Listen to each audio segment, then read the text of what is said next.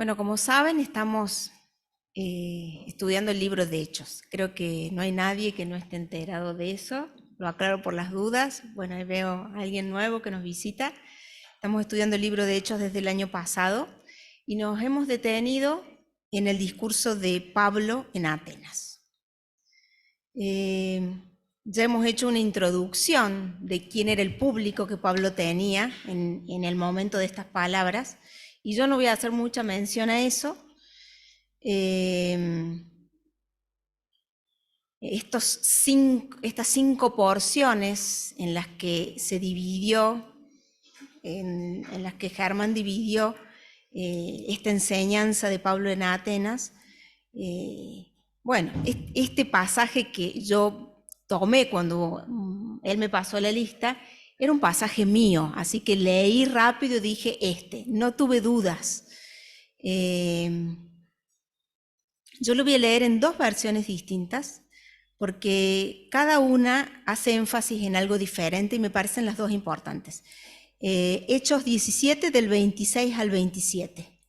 Nueva traducción viviente dice así: de un solo hombre creó todas las naciones de toda la tierra.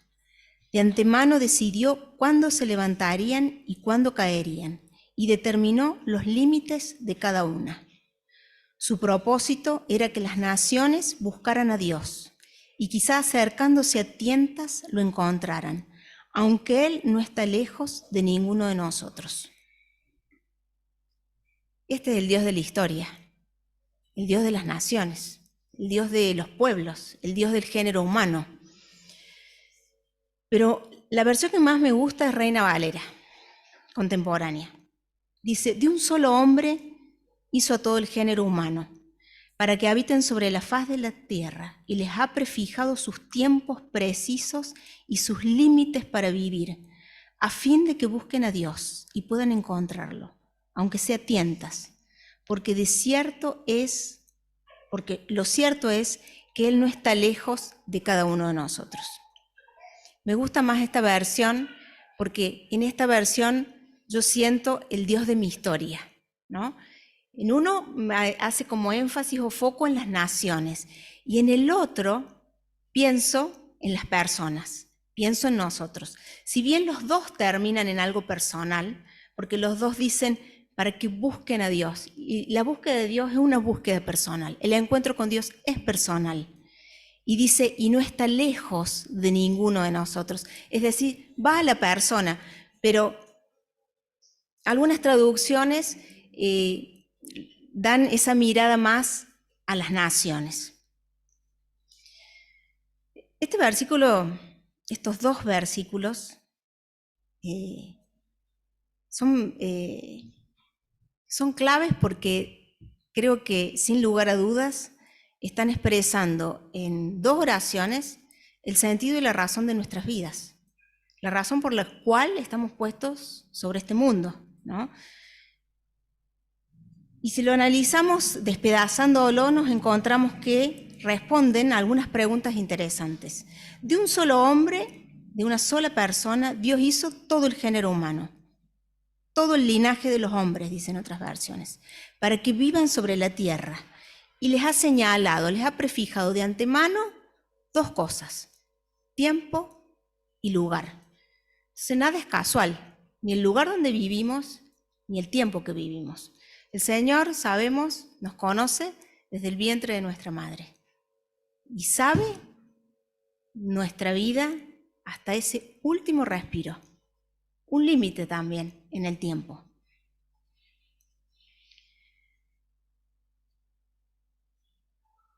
Leemos que hay un propósito para que busquen a Dios, y dice, y quizá como a tientas, otras versiones dicen palpando, ¿no? Puedan encontrarlos. Es decir, hay una dificultad, ¿no? ¿Qué les hace pensar la palabra a tientas o palpando? A uno que no puede ver, a uno que está en oscuridad, a uno que es ciego, ¿no? Sin embargo, hay un aliciente, dice, pero lo cierto es, dice Pablo, que no está lejos de cada uno de nosotros. Si pensamos que Pablo estaba hablando a su público, era el centro intelectual y de conocimiento de la época. Nos ubiquemos en el siglo I. Estos hombres eran los que determinaban la manera de mirar y entender el mundo y el rol del hombre en ese mundo, en ese momento, ¿no? La cuna de un montón de escuelas filosóficas que hasta el día de hoy tienen vigencia y repercusión en nuestras sociedades, en nuestra cultura, en lo que pensamos. Y les contesta ya en el siglo I dos preguntas fundamentales. ¿De dónde vengo? Creado de un solo hombre por Dios. ¿Y cuál es el propósito de mi existencia? Buscar y encontrar a ese Dios.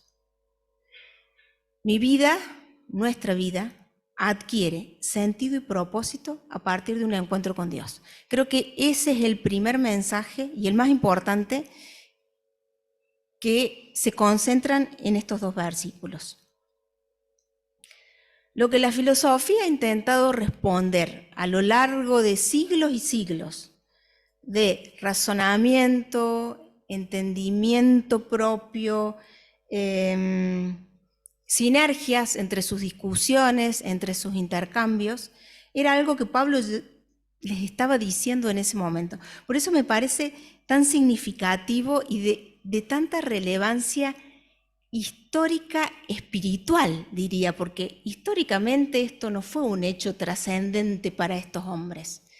Pero en ese momento, el Dios de la historia se estaba parando y les estaba diciendo a ellos esta verdad, ¿no? Pablo tenía algo que ellos no tenían, ¿no? Creo que si hay algo que está claro es que sin la intervención de Dios somos incapaces de apreciar la verdad espiritual y somos capaces de buscar y encontrar a Dios. Eso creo que la Biblia nos deja claro, Pablo lo tenía claro, lo leemos en Romanos, y sin la revelación de que hay un Dios que nos busca y quiere encontrarse con nosotros, para nosotros como hombres es prácticamente imposible lograr algún avance en esa dirección. La búsqueda de Dios es una búsqueda impulsada por Él. Y eso está más que probado, bueno, en lo que Jesucristo ha hecho por nosotros, ¿no? Eclesiastés 3:11 dice: el Señor sembró la eternidad en el corazón del hombre. El Señor ha sembrado eternidad en el corazón del hombre. ¿Qué es que el Señor ha sembrado eternidad en el corazón del hombre? Es que ha puesto una necesidad, esa necesidad de algo superior, esa necesidad de trascendencia, esa necesidad de saber que hay algo más y que no estamos teniendo contacto con eso, ¿no? Y bueno, sabemos cómo es Dios. Cuando Dios crea una necesidad, provee también lo que satisfacerá esa necesidad, ¿no? Por eso leemos en Juan 17:3 y dice, donde Jesús dice: y esta es la vida eterna, que te conozcan a ti, al único Dios verdadero, y a Jesucristo, a quien has enviado. ¿Por qué los atenienses estaban ávidos de novedades? ¿Por qué querían escuchar todo el tiempo algo nuevo? ¿Por qué estaban en esa búsqueda? ¿Qué los movía? Y bueno, en el corazón de ellos, Dios también sembró eternidad. Y también sembró hambre y necesidad. Y es la misma que hay en nuestros corazones, ¿no? El punto es cómo darnos cuenta en dónde podemos saciar esa sed. Ellos tenían esa necesidad y seguían buscando porque evidentemente no habían encontrado algo que los llenara, que les diera plenitud, que les diera significado, que les diera propósito. Y ante ese vacío seguían en la búsqueda, ¿no? Evidentemente hay una oscuridad y la actitud nuestra, o la única posibilidad del hombre, es la de andar a tientas y es la de andar palpando. Si vemos la historia, ¿qué le pasó a los judíos con Jesús? Dice, a los míos vine y los míos no me reconocieron, ¿no? ¿Qué les pasó a los atenienses, a estos hombres a los que Pablo les hablaba? Desecharon la cosmovisión de Pablo, desecharon lo que Pablo estaba trayéndoles en ese momento. El mismo pueblo de Israel, ¿no? Y es la misma realidad que vive nuestro mundo, el mundo que nos rodea hoy, ¿no? Nosotros sabemos que a partir del momento en que nos encontramos con Dios, a partir de que ese encuentro se produce, suceden una serie de cosas en el corazón del hombre. Nacemos en espíritu, algo que estaba muerto, ahora está vivo. Somos hechos hijos, es decir, que el Dios desconocido se convierte en mi Padre. El Espíritu Santo viene a morar a mí y es el que le da testimonio a mi espíritu de que soy hijo, de que soy salvo. Dejo de buscar, porque cuando encuentro, dejo de buscar. Dejo de hacer algo por mí y empiezo a hacer algo por otros. Esto es justamente lo que Pablo estaba haciendo con los atenienses. Y ya se lo había dicho claramente si buscamos en el libro de Hechos a los judíos de Antioquía. En Hechos 13, del 46 al 47, le dice Pablo, estando con Bernabé, dice, teníamos la obligación de anunciar el mensaje de Dios, en primer lugar a ustedes, que son judíos, pero ya que ustedes lo rechazan y no se consideran dignos de la vida eterna, nos iremos a los no judíos, porque así nos mandó el Señor diciendo, te he puesto como luz de las naciones, para que lleves mi salvación hasta las partes más lejanas de la tierra. Pablo había tenido su búsqueda, Pablo había tenido su encuentro, y ahora estaba haciendo lo que es propio de alguien que ha encontrado, ¿no? Estaba señalando a ese Dios. El encontrarnos con Dios no es solamente la razón por la cual somos puestos en esta tierra, sino es también nuestro propósito para seguir viviendo sobre ella. Existimos para alumbrar a otros. Existimos para que Dios sea visto. Mi vida debe hacer visible a un Dios invisible. Y mi vida debe hacer conocido a un Dios desconocido. Y esto lo tenía tan claro Pablo. Por eso Pablo decía, para mí, el vivir es Cristo. Y el morir, ganancia. Porque no sé qué elegir, decía él. Si me voy con Cristo. Que es mi anhelo, es lo máximo. Pero si me quedo, estoy para ayudarlos a ustedes. Estoy por ustedes.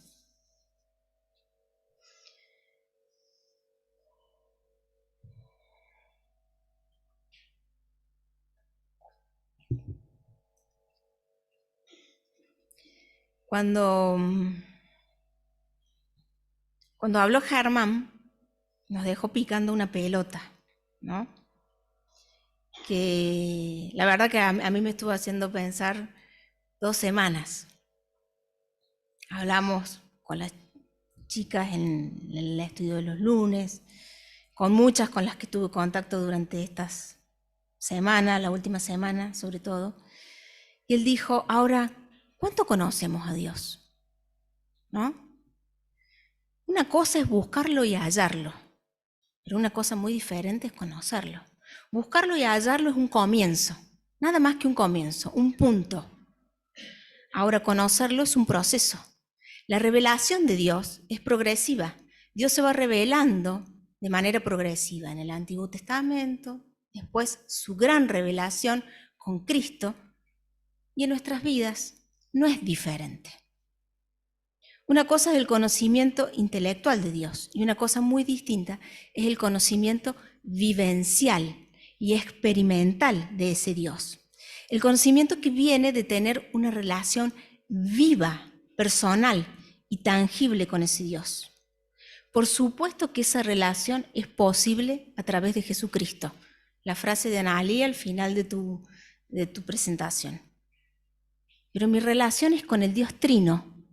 Mi relación es con el Padre, mi relación es con el Hijo y mi relación es con el Espíritu Santo. Una cosa es el conocimiento intelectual, la información, las doctrinas. Yo puedo conocerlas a todas y estar de acuerdo con ellas, porque puedo creer que son mucho mejores que las propuestas del budismo o las propuestas de otras religiones. Pero si ese conocimiento intelectual no tiene un impacto concreto y real en mi vida, son palabras vacías.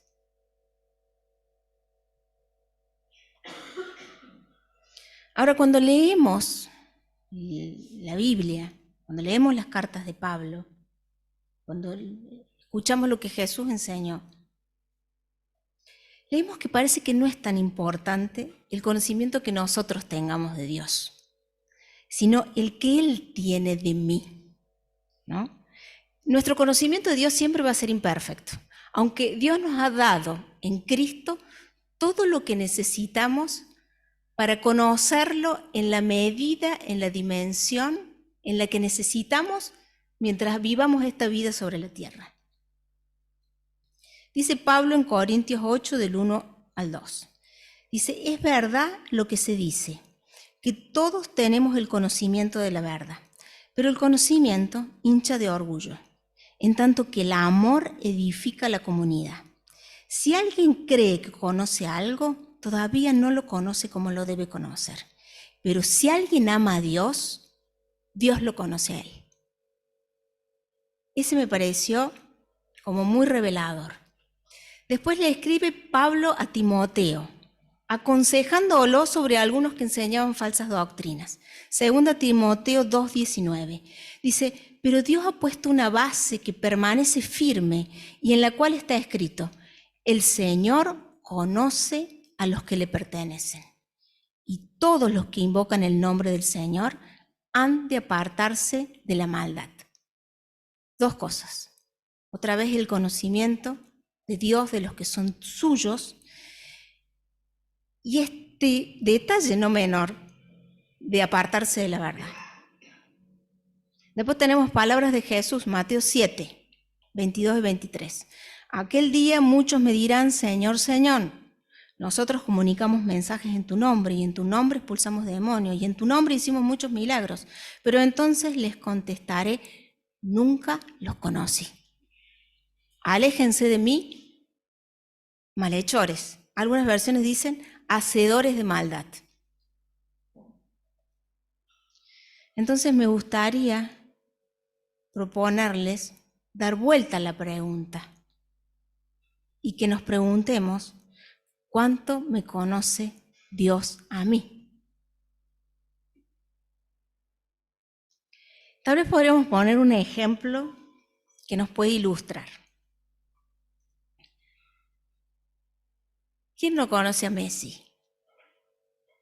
En este país, en este continente, en este mundo, pero especialmente en este país. Su niñez, su primer club, sus padres, el apellido de su madre, sus goles, sus tatuajes, sus frustraciones, sus alegrías, sus logros. Incluso muchos dirían genuinamente que aman a Messi. Messi es de la familia, ¿o no? Es de la familia de todos. Ahora, ¿cuántos pueden decir que Messi los conoce personalmente?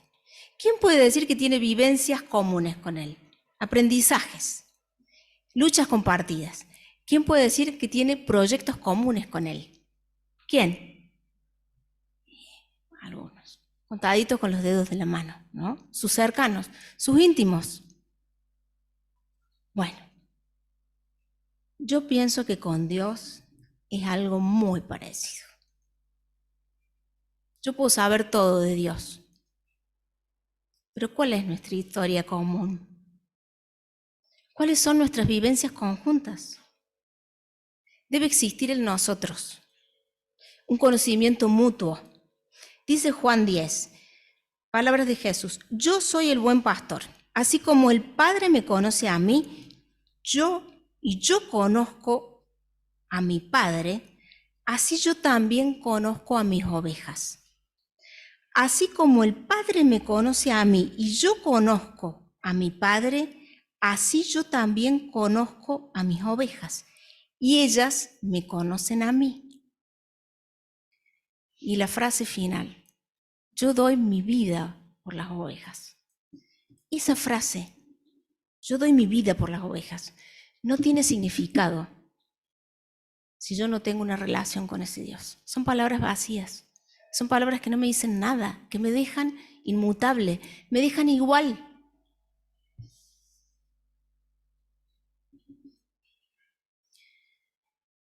Cuando pienso en el pueblo de Israel,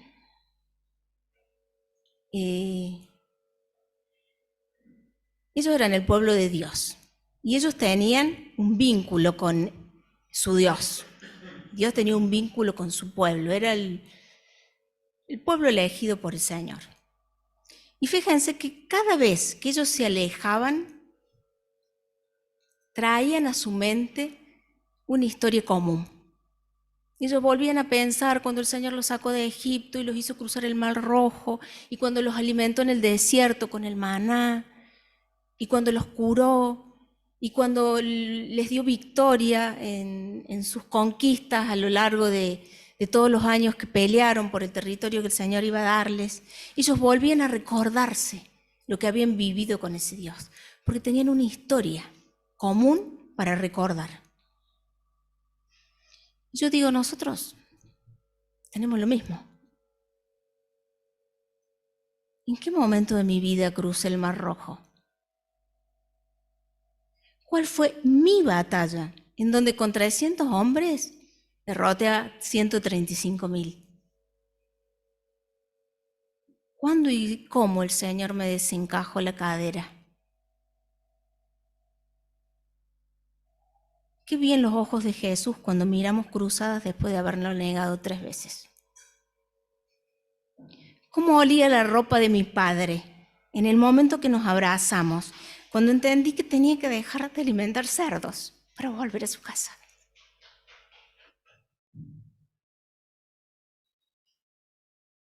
Ese vínculo con el Dios Trino es el que llena de contenido, de significado y de impacto la verdad bíblica para mí.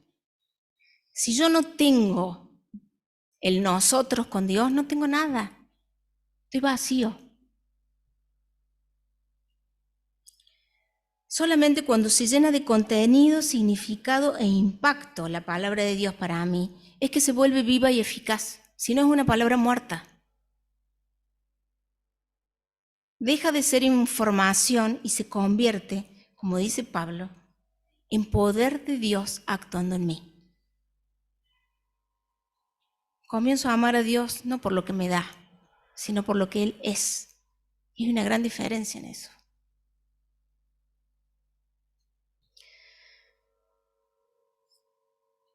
Si tenemos estas vivencias, que nuestro corazón se llene de gozo, como nos leía el Salmo Edgar al principio de la reunión. Hay más, porque Dios es un Dios infinito que no se agota. Hay más. No nos conformemos. Si no tengo estas vivencias, si no tengo ninguna de estas vivencias, entonces les quiero dar ánimo, porque estas mismas palabras del Señor en boca de Pablo a los atenienses dice: Dios no está lejos, está cerca. Es un Dios cercano que está dispuesto. Si tenés vivencias, si tenés estas vivencias con Dios, pero no hay frutos, esto es clave. No estamos comprendiendo correctamente el amor de Dios. Tenemos que rever con qué Dios estoy construyendo un vínculo. ¿Con el Dios de la Biblia o con un Dios imaginario? Un Dios a mi medida. Porque Jesús lo dice bien claro a esto. En Juan 15, cuando habla de la figura de la vid, los pámpanos y el viñador.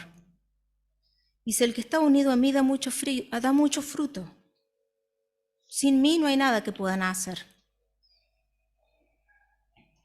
¿Cómo vamos a ayudar a encontrar a otros a Dios si no hay evidencias de que tenemos un vínculo con Él?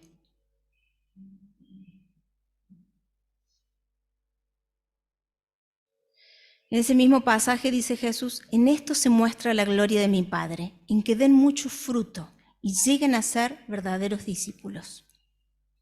Yo los amo a ustedes como el Padre me ama a mí, es decir, con un amor infinito. Permanezcan en el amor que les tengo. Si obedecen mis mandamientos, permanecerán en mi amor. Y les hablo esto, dice Jesús, para que su alegría sea perfecta. Los frutos son la evidencia, para mí son certeza de que somos uno con ese Dios.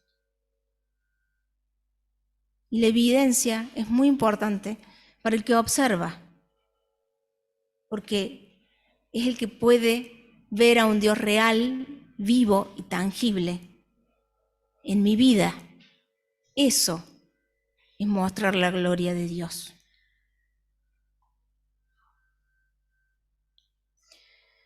Para cerrar,